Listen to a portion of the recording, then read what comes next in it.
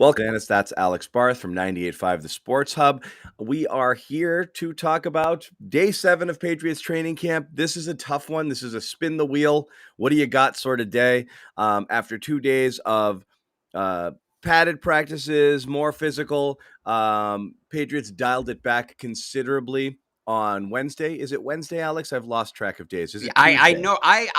You think it's Tuesday. I keep thinking it's Thursday. It is Wednesday. It's Wednesday. Okay. But I don't know how many times I've typed in Thursday and deleted it. It's Wednesday. Hey, it's dog days of camp for you. Wednesday, day 7. Again, dialed it back, shells, nothing heavy duty. Tomorrow's going to be a zillion degrees and probably, a good, spirited, padded practice. Friday night is kind of a fun little season ticket holder walk through at Gillette Stadium where really not much gets accomplished. And then Saturday is going to be an off day, which means tomorrow is really the last day of this full week of training camp, and it's the last day of the padded sessions, so to speak. So you'll have 3 padded sessions in the books here where we have a chance to really evaluate. Much tougher to evaluate today. Again, you're looking for small victories along the way, particularly on the offensive side of the ball. You're not really getting them. There's some things you're seeing, and we talked about it yesterday, Alex. Receivers are individually doing some things and looking okay. The offense on the whole, in the few competitive sessions that they'd had today, and again, a lot of Bailey Zappi mixing and matching first team, second team in and out there. So it's hard to kind of guess. It's hard to, really, evaluate what's happening. They're still not winning a lot. They're not winning much. And a lot of that stuff seems to really kind of have to do with the guys up front still. Well, I think what's really interesting, you talk about today's practice, right? It was a walkthrough practice. They were in a lot of 11 on 11, but really at a slow pace.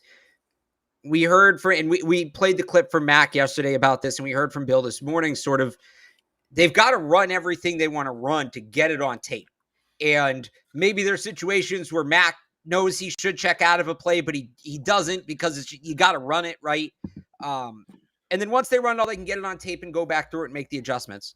So what today was for me, what I think today was, and they kind of hinted at it, they were in full pads the last 2 days. They ran what they wanted to run. They looked at the tape. Today was the adjustments. Clean it up. Coming out, right. And Bill, I think Bill said today, like word for word, we're going to clean some stuff up. Cleaning it up, right. With today's practice, this is the analogy I've been using all day. You're a golfer, right? You play a little golf? I am retired. Okay. Well, I have golfed. I have decided that I hate golf, but it's a different story and a different topic and maybe an entirely different podcast. But I understand enough for you to make your little golf analogies here. Right. If you're playing golf sometimes, especially like with your irons, right, you might hit a club bad. The same club, you hit a couple bad shots with it a few times in a row. And what you'll do, what I do, like what helps me, right, I'll just kind of, after I hit, the third or fourth bad shot in a row, I sort of reset and I swing again, but I swing in slow motion. I try to replicate exactly what I just did, but I do it in slow motion so I can see where my swing's falling apart, right? That's what this practice was today. It was the slow motion swing. It was, all right, let's just really break this down. Let's take this thing down to the, let's look on a movement to movement basis and see exactly where the disconnect is and fix it, right? So you talk about evaluating today's practice, and we'll go through a couple of the specifics. The real takeaway from today's practice, right, is how do they look tomorrow? If they come out and they're clicking tomorrow offensively, we go back to today and say, okay, they slowed things down, they walked through it, they made the adjustments, and here we go, and now they're off, right? If they still struggle tomorrow, then it's, oh boy, they went in and they fixed things, and it still wasn't enough. They either need to fix more or totally restart. So that to me is, I know you, right, we got to do a show today. That's the famous Felger Maz line. We got to do a show today. But I think when you look at today's practice and what it was, we're going to really find out tomorrow exactly what they got done today. Yeah. To take your golf analogy, and apply it to myself, I do the slow motion swing, realize what I'm doing wrong, step over the ball, and still race through my swing, wrapping the club over the top of my head like an asshole. So, like, no matter what, I can't fix it. It's one of the reasons I retired from golf.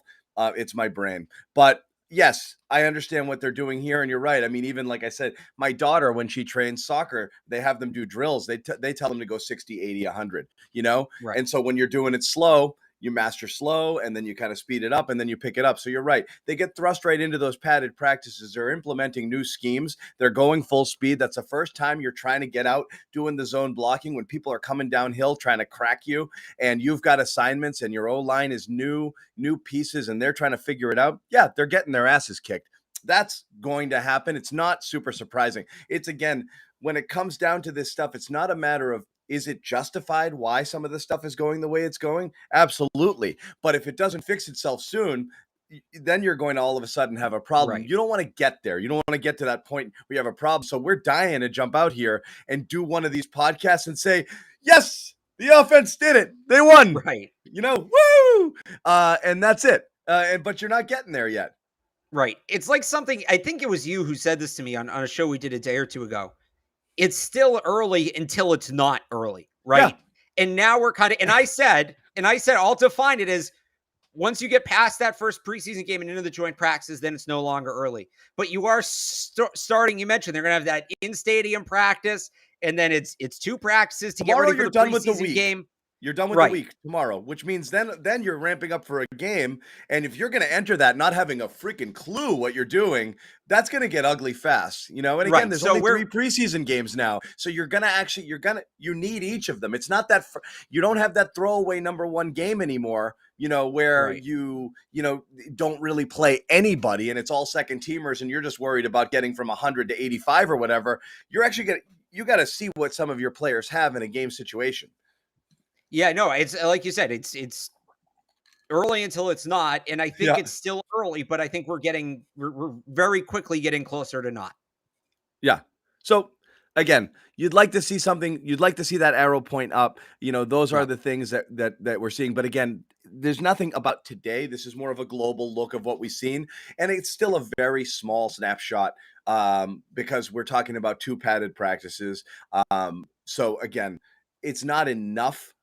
There haven't been enough days with pads to really get a sense, but you'd love to see tomorrow be one of those days that kind of the offense levels up a little bit. So hopefully they will. Other observations here from camp, Alex, things that kind of stood out to you from today, again, even in the limited stuff that we saw. I know we talked about linebackers a bit. Mack Wilson seems to make a play or 2 every single day. Again, even in, kind of a lighter day like today. And today in the very brief competitive portion of camp, he still looked very active and very lively, got into the backfield for a sack. He continues to look good. Again, it's really interesting. We don't know how much of it is offense not looking great versus defense looking good, but each position grouping, the defensive line is dominating. The cornerbacks have showed really well, less of a concern, at least at first, than you would have thought. And the linebackers have been pretty good too. Yeah, roll tide, man. The 2 best players on the defensive front right now are Mack Wilson and Christian Barmore. Saban's doing something right. By the way, real quick tangent, but I want to bring this up because it was awesome. Nick Saban did an interview today somewhere down in Alabama. And Alabama last season won the SEC, won the SEC, made it to national championship game. Their quarterback won the Heisman. Saban was asked about last season. He called it a bridge year. Like, can we get between the Patriots maybe being in a bridge year, the Red Sox bridge year, the Bruins bridge year? Like, what do we got to do to get those kind of bridge years, right? But no, the Bama guys, even LeBron Ray, I see there in the chat, he made a play today. Those guys are clicking up front. Mack Wilson's been awesome. And not only has Mack Wilson been awesome, I think the skill set he brings when everybody last year after those Bills games was, we need linebackers who can run. No more 270-pound linebackers. We need guys that can cover and can move sideline to sideline. And like that whole thing, the guy you were asking for is Mack Wilson if Mack Wilson hits his ceiling. And he looks really good to start. Yeah. So I'm on the Mack Wilson hype train. I'm really excited about what he's done. I'm ready to start projecting, things for him in the regular season. He's been great, and hopefully he keeps it up. But he's been a big part of their defensive success so far. Yeah, he's definitely been good. Other things from today, again, the Ty Montgomery train continues to roll. This is not anything different than what we've been talking about. Today, one slight difference during individual drills, he worked out with the running backs instead of the receivers. So it's very clear that they have a vision for him, and it's going to be very much of a dual threat role. And I do think that's going to be interesting. I think you can run a lot of formations where he lines up in the backfield and obviously splits out wide, and being able to have that kind of versatility. You could see him running in the slot a little bit. and doing lots of different things. So he's definitely, got a serious inside track on that pass catching back sort of role. Ramondre Stevenson was not out there today. I actually observed him yesterday kind of looking a little off during individual drills. He was looking over at the coaches a little bit and just kind of like seemed to be shaking something off, that he was working through. So whatever that is, I don't know if it's something that he has that he kind of aggravated or he wasn't feeling great when he woke up yesterday. He battled through it yesterday, was out today. Whatever, something that bears watching, but notice that as well. Anything again, Alex, I'll leave it up to you to kind of move things around here because again, it was a fairly light day. Right. I just guess some smaller observations actually along those lines. It's just going to be really interesting to see tomorrow how they structure it. You think maybe they get back in pads and tested what they did today. It's also supposed to be like 100 degrees. I know. So I wonder if that's why they gave some guys the day off today to we're going to really need you tomorrow. Yep, exactly. Right. Other minor observations from today. If you're watching the UDFAs, right, DeMarcus Mitchell spent a whole period working one-on-one with Cam McCord, the special teams coordinator. He needs to play in the kicking game if he wants to get on the team. So, one-on-one FaceTime with a guy like Cam McCord, I think that's a really good sign for him if you want to do that. I thought Damien Harris, we've talked a lot about Ramondre Stevenson. I think Damien Harris is also at a very good camp. Eyed him down for the catch of the day today. And catching the ball, that lunging catch he made over the middle was outstanding. That's exactly it. He's running the drag. Matt kind of puts it a little out in front of him to get him away from the defender. It actually looked to me like he might have gone out and got it with one hand, at least initially. Yeah. I don't know that he's in the running for that pass catching role, like primarily, but they're not deep there. And they may need guys to do that we're not expecting. I thought Harris caught the ball well at Alabama. I thought he was a good pass blocker at Alabama. I'm a little surprised he hasn't been more featured in the passing game here, but that's just the way the Patriots do things. But it's strange because Sony was the same. Sony was the same way. Ramondre's the same way. And Ramondre's that too. So again, I think I've always thought what the Patriots are going for these types of players is you're looking for a back where you're not going to be so transparent with what you're going to do when they're out there. Right. And Harris being a capable pass catcher, and Stevenson, already looking very fluid, and he has through the early parts of camp as well.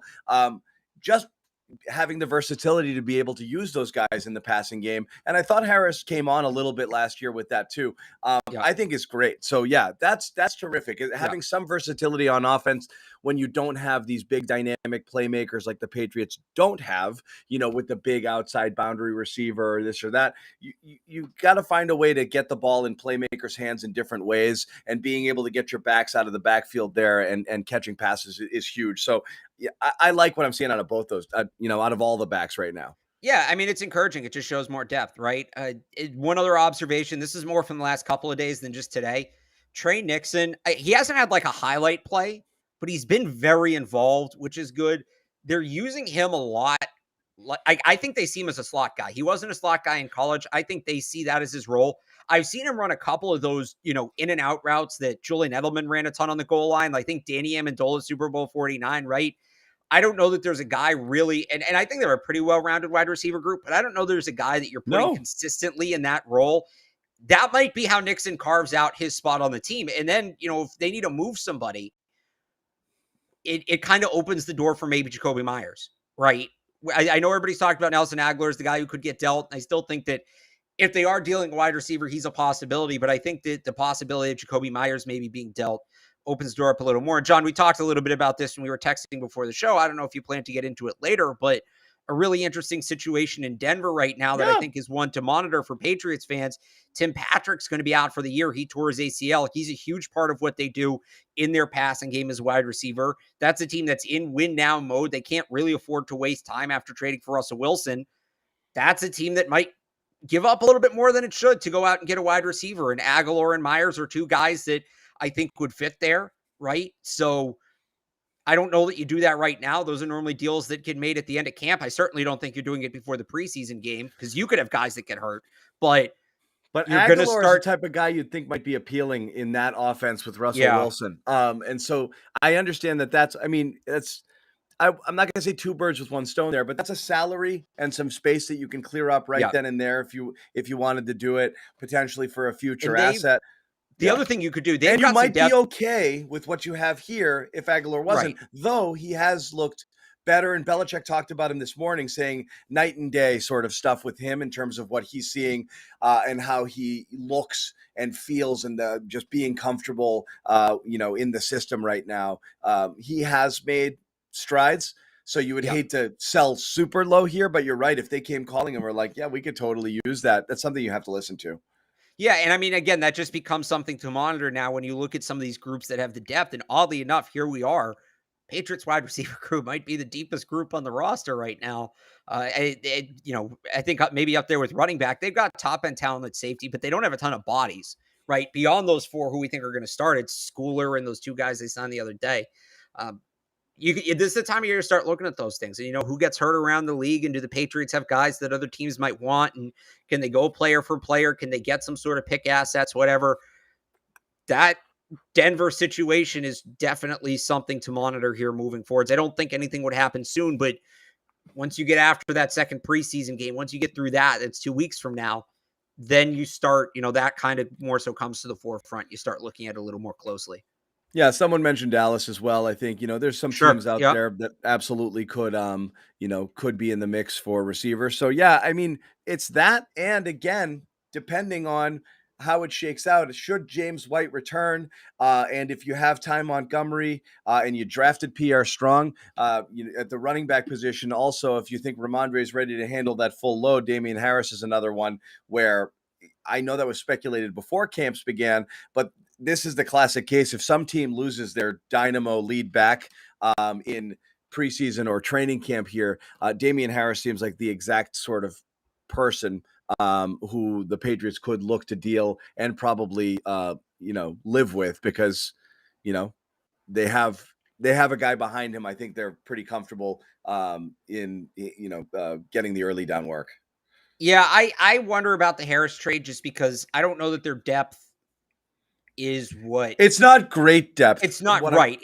Yeah. And I think they're still But you have if you that move guy, him and you the have early down you do guy. have that guy, but I think I look at it through their eyes. If you move him and you lose Ramondre and one of the rookies doesn't pan out, well, now No, we're doing Steven Jackson again. And then nobody you're in wants to trouble. do that. Right. Then I you're in think trouble. they're still kind of scarred by that. And Bill's talked about this in the past. That's one of those positions I don't think you give up depth there. And then, look, they did it last year trading Sony and it worked out, but I think that they're going to they would rather be deeper there. They'd rather carry the extra body there versus, again, doing the Steven Jackson thing again. They probably would. Again, you're talking about what can you get away with. You're right. You'd be on Right. a razor's edge there in terms of your depth. I just think Ramondre better suited to take over the early down work in place of Damian Harris than last year when you lost James White and had legitimately nobody who you felt was ready to step up in Right. that pass catcher role. And you're using Brandon Bolden, and bless his heart, he did his best that he could. But I mean, that certainly was a massive, massive, massive drop off. I don't think you drop off here, but you do thin out your depth. So depth is a luxury that if you have other needs and you can fill them, you might have to try and do that. So Right. that's why I mentioned that it's not ideal, but you do have other places where you might really need to improve your roster. That it could include offensive line if they're not able to shore things up, or if, for example, Cole Strange, which I guarantee the over-under on me calling him Curtis is something like 40. I think I've probably on this podcast said Curtis Strange quite a few times. But yeah, we'll see about that in terms of trades. But that's the type of stuff that happens, especially when you get like training camp injuries like you just got with Patrick here. Teams all of a sudden thought that they were set somewhere and then they come looking. So I think both of those areas are potentially something that the Patriots could provide some value.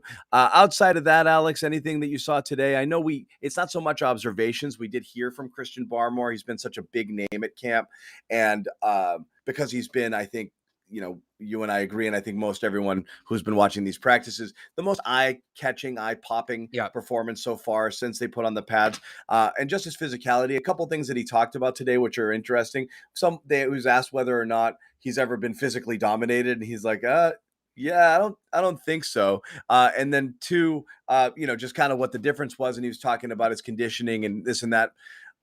and Bill Belichick talked about it too. That year two leap for people who their conditioning does go way up because they have a full year in the program to go through the strength and conditioning versus a few months coming out of college and just trying to, cram for the test, so to speak. So really what it comes down to Barmore is, can he be a 3-down guy? Because he has looked good in the run game. I know part of that's a byproduct of the Patriots offensive line is getting pushed around right now, but that's really the key to him being that next level playmaker on the defensive side of the ball as opposed to a specialist. Yeah. I mean, that's the big thing with him, right? And they used a top 50 pick on him a year ago. You want him to be a 3-down player. I think that's ultimately the goal. Does he make that jump this year? Early indications are certainly strong, right? So I think you like what you've seen from him. He's saying all the right things. I actually didn't hear him today. I was talking to Anthony Jennings, but I did get to ask DeMarcus Covington on, was it Monday or Tuesday, whenever the assistant coaches spoke about the progress Barmore has made. He really raved about the way, I think the way he locked in mentally in the offseason and locked into his training, locked into learning the playbook, all of that. So yeah, it feels like the stock's shooting way up for Christian Barmore. Yeah. So good to hear from him. And just his general kind of attitude and vibe just seems like a really comfortable dude right now. And I know you weren't in on that interview. But well, he's always been like a fun guy. I always enjoy talking but to him. He's got some swag to him too. Oh, So yeah. So it's cool. And it's nothing like, off-putting. He's just kind of got that vibe, Yeah. So he's definitely interesting and a guy who I just think, that arrow's pointing up right now. Other observations, Alex, anything left over from today? Well, so in talking to Anthony Jennings, it was really interesting to hear him. I kind of asked him, there were 3 linebackers last year, and him, McGrone, and McMillan, who all missed the season. And he talked about how hard it was for him. It was the first time in his life he wasn't playing, or since he was very young, that he wasn't playing football in the fall, and it was kind of difficult for him. And he knew he had to use that time. And apparently, him and Raekwon McMillan got really close, and they would watch the games together at each other's houses, and they studied together and they trained together. And those are 2 guys. We've talked a lot about Raekwon. Anthony Jennings actually gotten off to a really good start to this camp. It's kind of been quiet, but he's been good. So that's an interesting, it's kind of a neat relationship. Just a cool, I don't know how much it relates to football that the 2 of them got close. Like, they're obviously playing well. That's a football story, but it's an interesting, like, the human element of the game thing, right? That whole angle. And I'm a big Anthony Jennings guy. I know a lot of people have written him off. I'm not there yet. I'm not telling you he's going to come out and get 15 sacks this season, but I still think he can add a key element to this defense. So he's somebody that I've been watching closely, and just kind of hearing his mindset on how he approached the last year was really fascinating.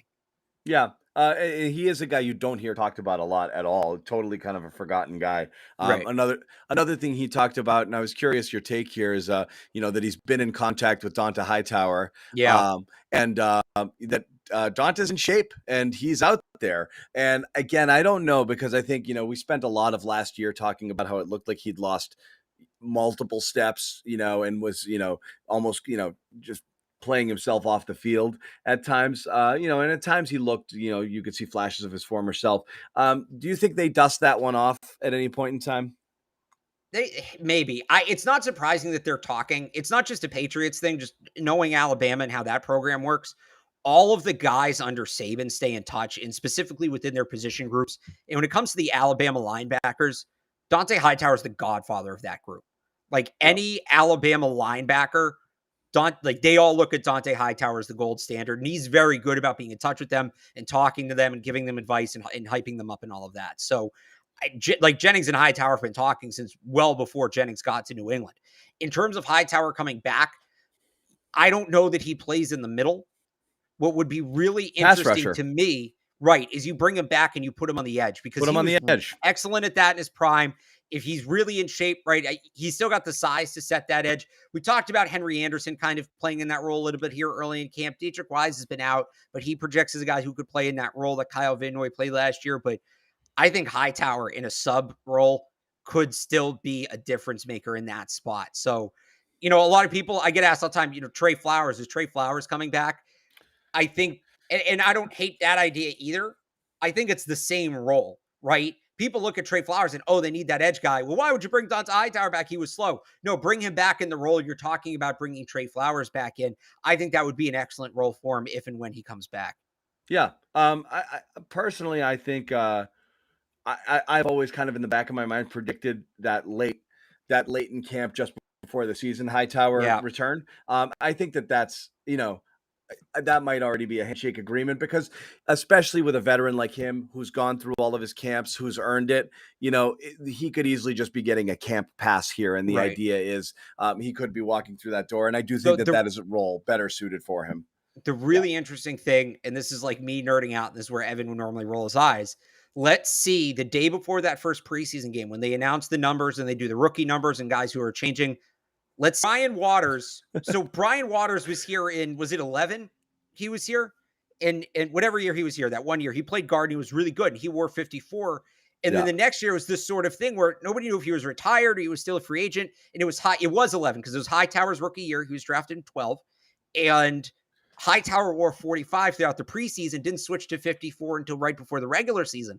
And they asked him why, and he said 54 wasn't available until now. And you kind of read between the lines, Waters returning might have still been on the table. I think he ended up re-signing in Dallas in like October that year. But like, let's see if they give out 54, right? If they get, at the very least, if they give it out, that kind of, what's going on behind the scenes with Hightower. But if they don't give out 54, that should tell you him coming back is at least still on the table.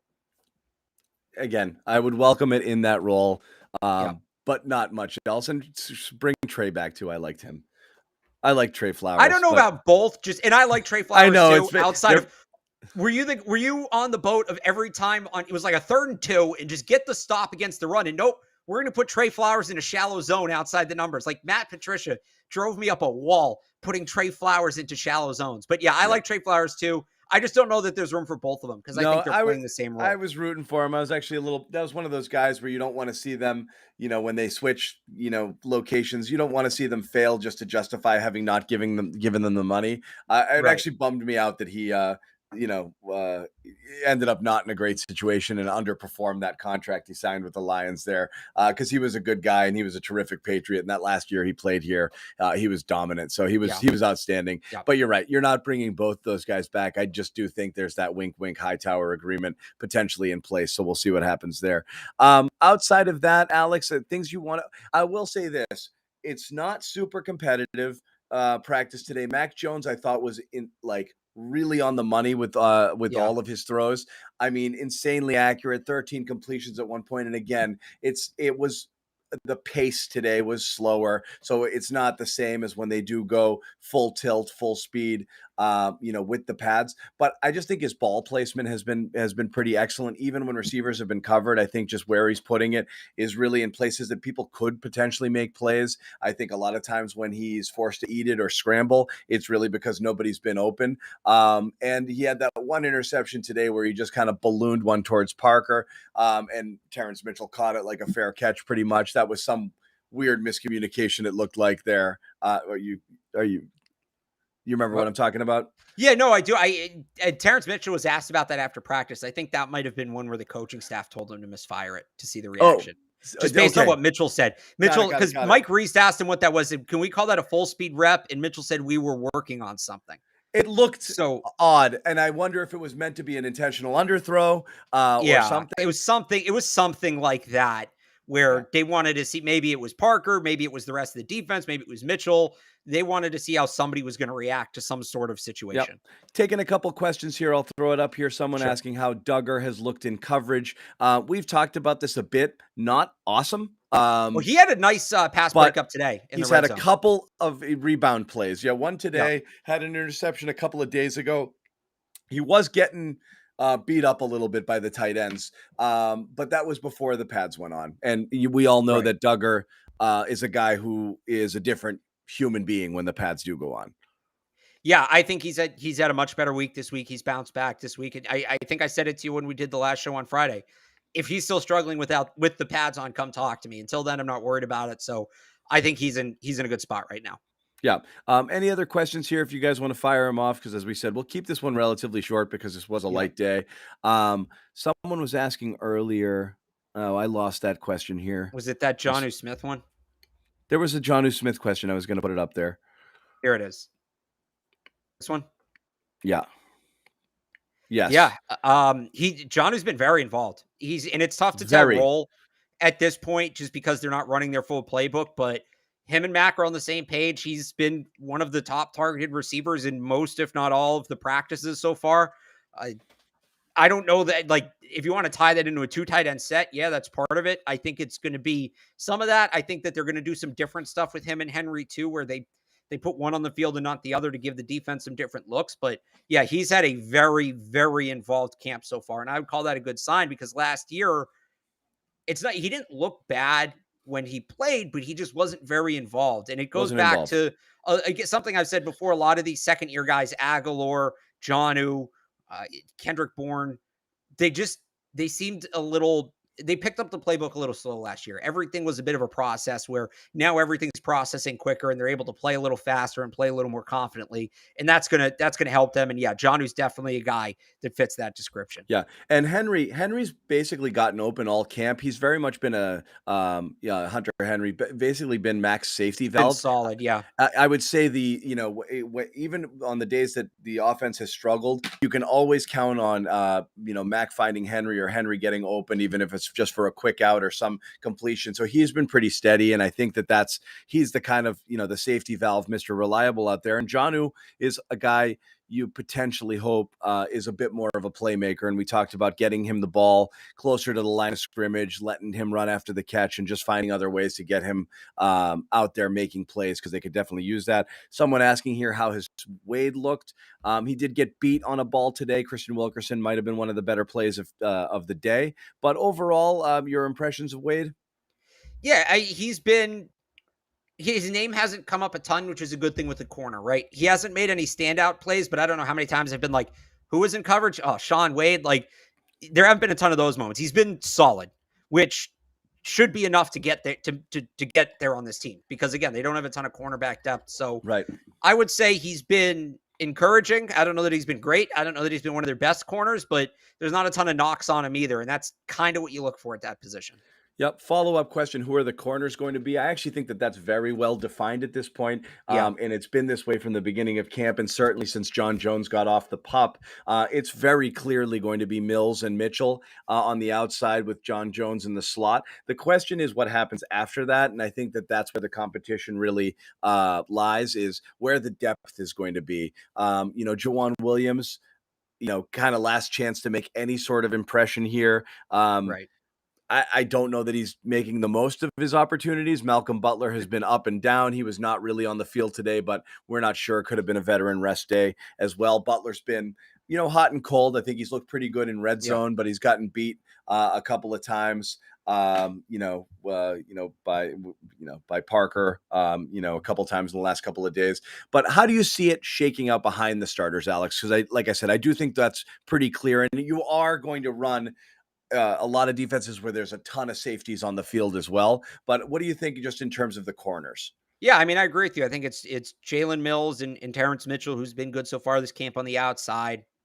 It's going to be Jonathan Jones in the slot. It's Miles Bryant and Marcus Jones competing for the second spot there. Yep. I think Marcus Jones probably has the edge at this point. Behind the boundary guys, who's third in mind? It's Jack, Jawan, and Butler. So the question is, who's there? It's really, and honestly, and I've been pushing for them to play Justin Bethel more at corner pretty much since he's been here. Yeah. They've done it a little bit. He actually looks good at corner when they put him out there, and that's true in this camp too. Again, I don't know how much they're going to do it. This is more something I want them to do than something I think they will do. Right. But I think probably right now Malcolm Butler has the edge over Jack Jones, and then I'd put Jawan Williams fifth. That's a spot where I could totally see them adding somebody late in camp, or even, as the regular season gets started. I think that there might be a player in that rotation who's not on the roster right now. Okay, fair enough. Question here, is Cole ready? The answer is no, but it doesn't mean he won't be. But he's not so far behind that he can't be ready for week one. Right. It is no. Yeah. But he's getting coached. They're being patient. It is very much their intention for him to be the starting left guard when the season begins.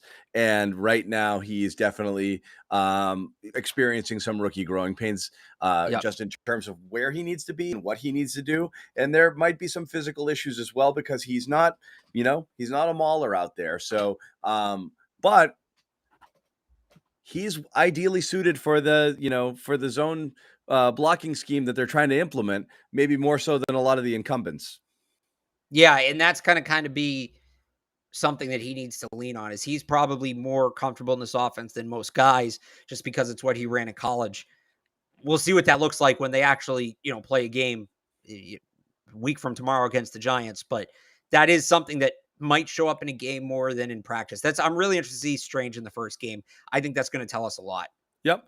Question here, staying on the offensive line, how does Trent Brown look? I will say superficial or just on the outside, he looks like he'd rather be anywhere else other than training camp a lot of the time, but he's still massive, Alex. And when he gets his hands on people, it's game over.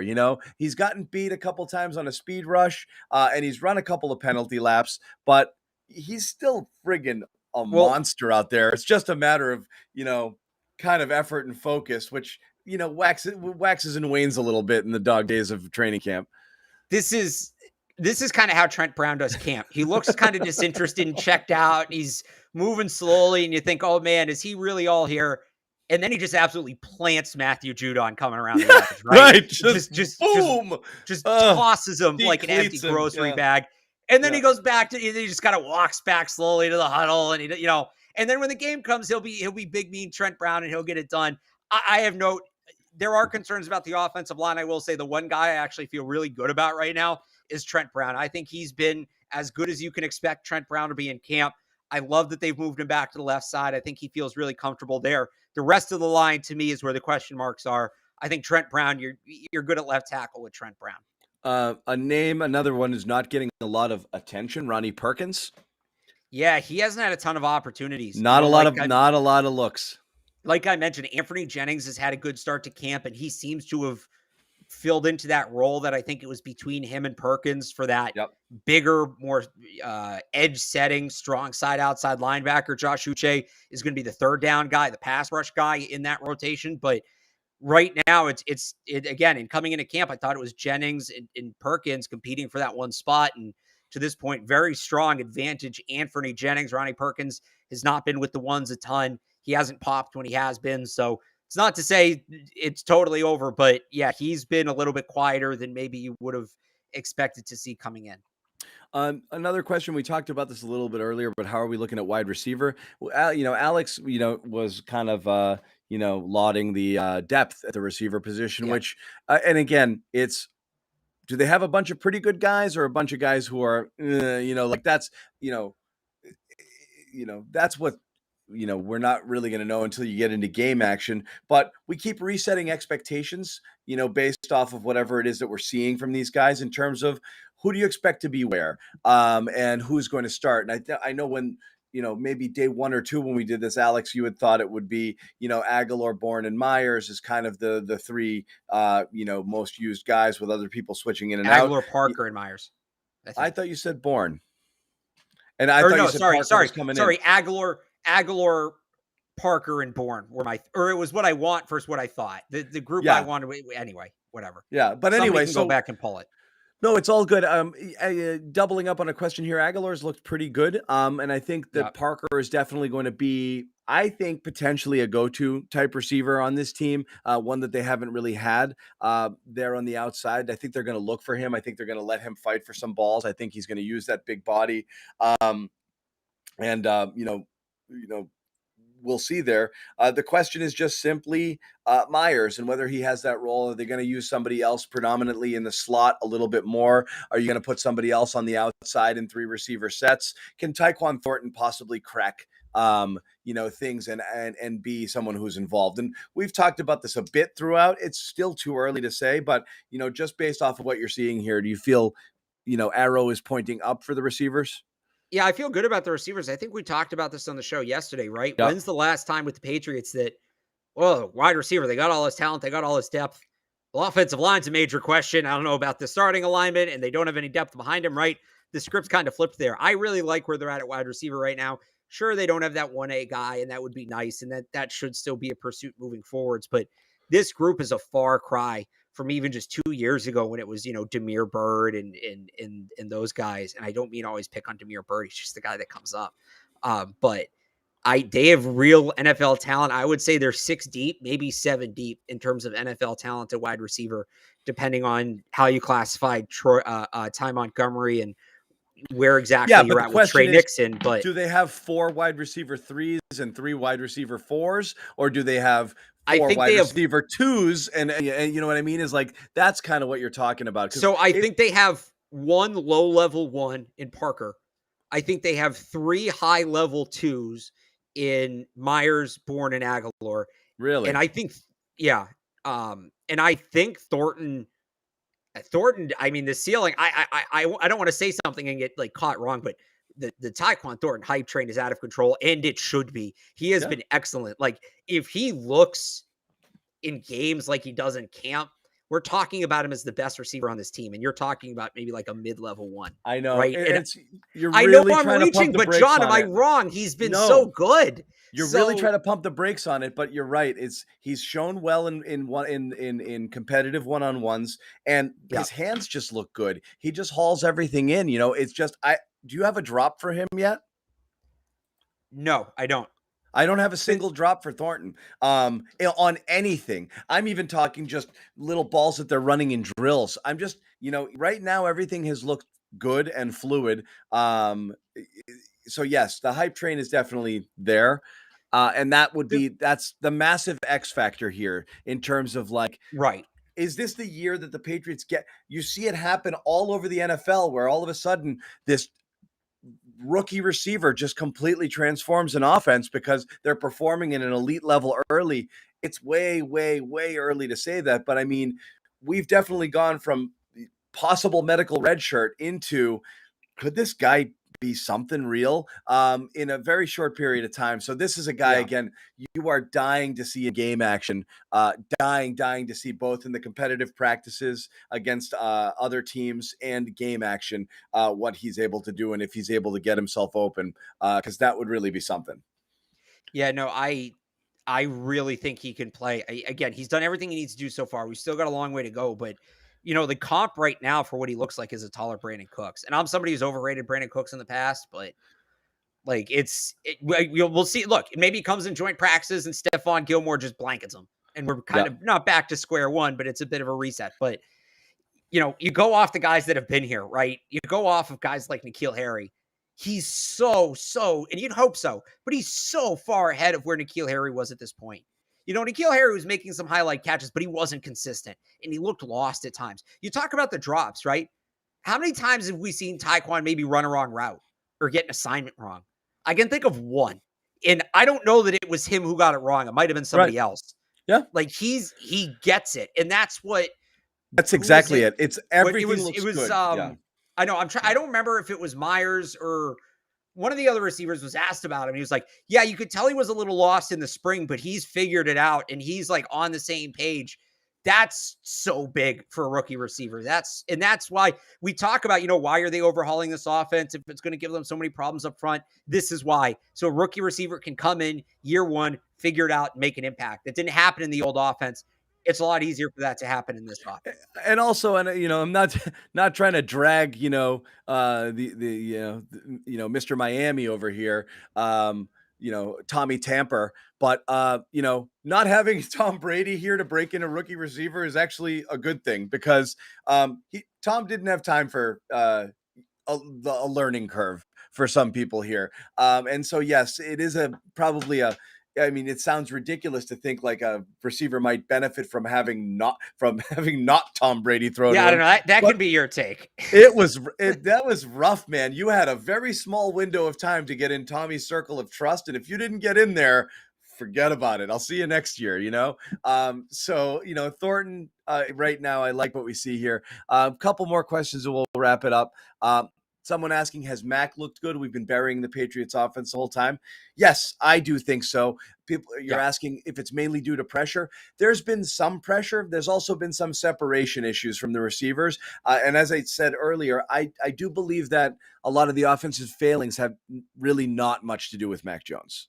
Agree? Yeah, again, I think it's issues up front. Mac Jones is done what he needs to do. I said this when we were kind of doing a season preview. Like, there's a world where Mac Jones takes that year two jump and the offense as a whole still takes a step back. I'm not saying that because we're seeing it right now, it's going to happen all season, but that's what you're seeing right now, where Mac has been better, but the pieces around him aren't elevating to that level, and it's causing issues overall. Is this something That's we're like going for that. Thornton? Yeah, I've seen that kind of popping up. I don't hate it.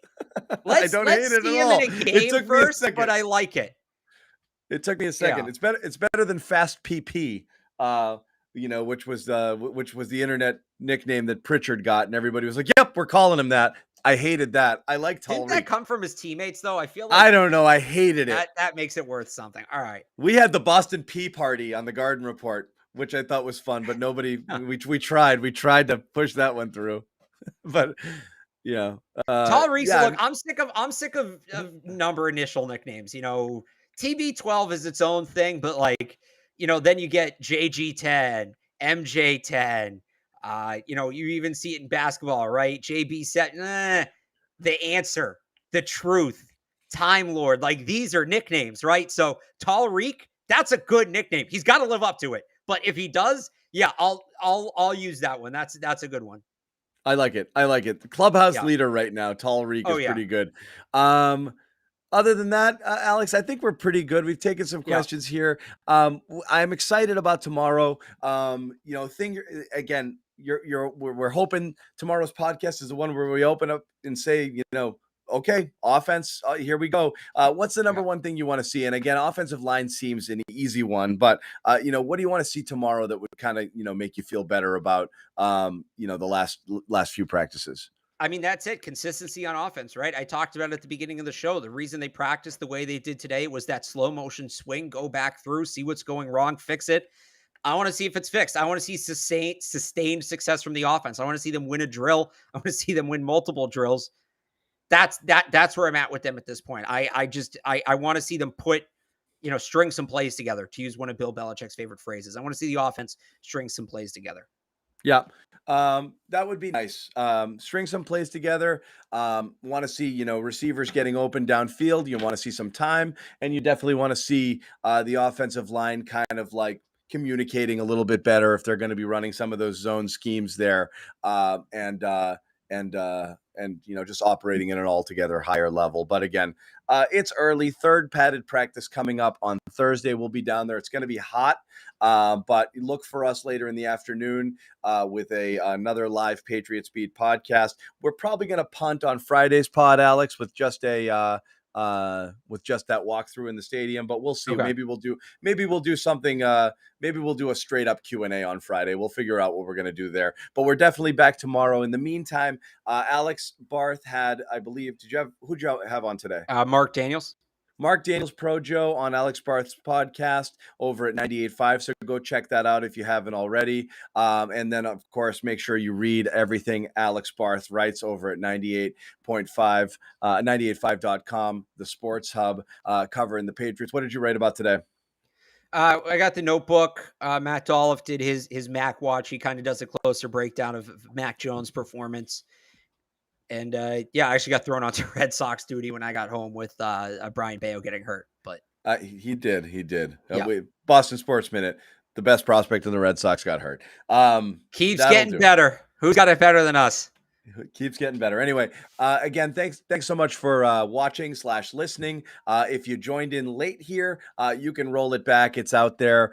You can rewatch the video on our YouTube channel. Please subscribe if you haven't already. Turn on your notifications. That way you won't be late next time. You'll be notified every time we go live. And you can also, of course, listen to the audio version of the Patriots Beat podcast, available wherever it is that you consume your podcast. So again, thanks, guys, and we'll talk to you tomorrow.